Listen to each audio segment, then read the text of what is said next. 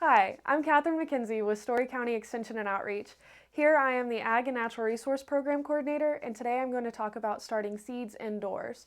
The winter has been hard this year and I am ready to get outside, and so this is something that I can do to prepare for gardening this year.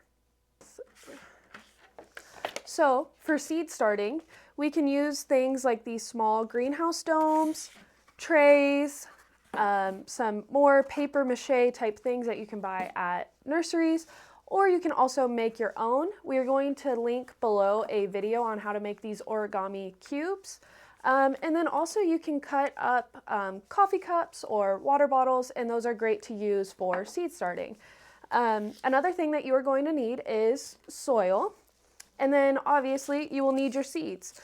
You can get seeds at your local nursery, your local hardware store, or you can go to the Ames Public Library where our master gardeners have a seed library, pick up some seeds there, or you can even save seeds from your garden to start for next year.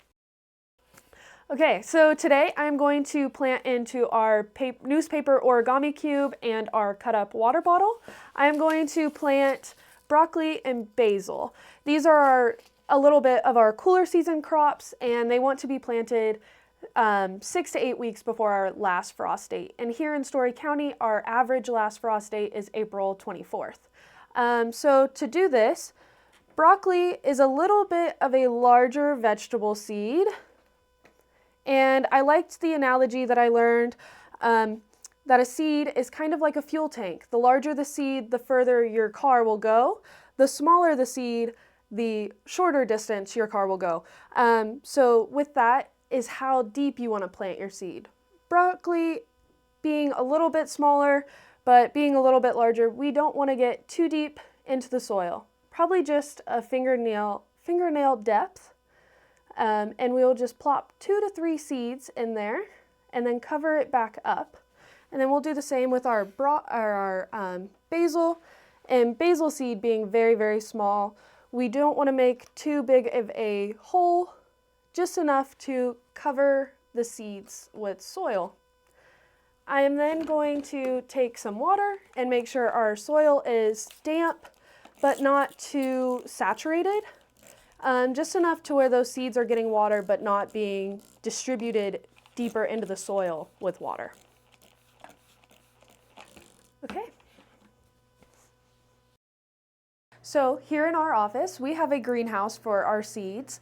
If you don't have a greenhouse or an artificial LED planting light, you can also use a windowsill that gets plenty of light. Usually a south-facing window is good for that. So I'm going to place these in here. And also we want to make sure our soil temperature should be around 68 to 86 degrees for good germination. Our thermometer is reading 77, so this is perfect.